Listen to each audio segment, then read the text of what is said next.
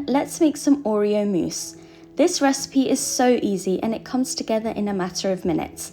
It takes only 4 ingredients to make this dessert, so you have no excuse not to try it. So to start, you're going to need 12 Oreos, the original kind, not double stuffed, and you're going to crush these like your ex crushed your heart. But don't worry, this dessert will help you get over that. Remove 3 tablespoons of the crumbs and put them into a smaller bowl. This is going to be used to make our base. You just want to put the other bowl aside and let's get on with the base. My goal for this summer is to make as many no-bake desserts as possible, so if you have any suggestions or you'd like me to try out any recipes, do leave me a comment in the box down below. So now we're going to add 1 tablespoon of melted butter and give that a quick mix. The texture should resemble something like wet sand, so once you're there, stop mixing and set it aside. I love the look of these glasses. They are perfect for this dessert. Aren't they so cute? Fill the glasses equally with the base crumbs. And if you are new to my channel, then welcome. Thank you for stopping by.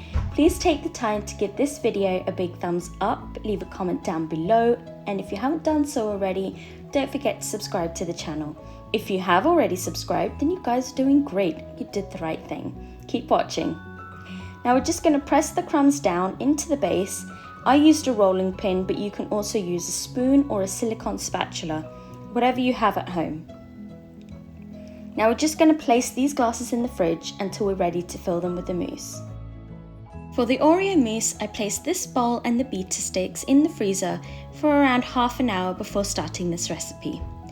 Beat 200 milliliters of double cream until stiff peaks. You gotta beat this cream like you would your opponents, but not so much that the cream turns into butter. You get me? Now gently fold the rest of the Oreo crumbs into the cream, but be gentle. This Oreo mousse already looks so amazing. This dessert is a quick go-to dessert for any unexpected guests. I'm able to keep up with everything without losing my head, and I suggest that you try making your life easier too. No-bake desserts are definitely the way to go. To make filling the glasses a whole lot easier, I've decided to fill a piping bag with the mousse. This will make filling the glasses easier, less messy, and less wastage guaranteed. And trust me, I don't want to do any more washing up, so these are always disposable piping bags. So after filling them, you just want to snip the end and pipe the mousse into the glasses. Leave a 1 centimeter space at the lip of the glass. We're going to fill that with chocolate ganache.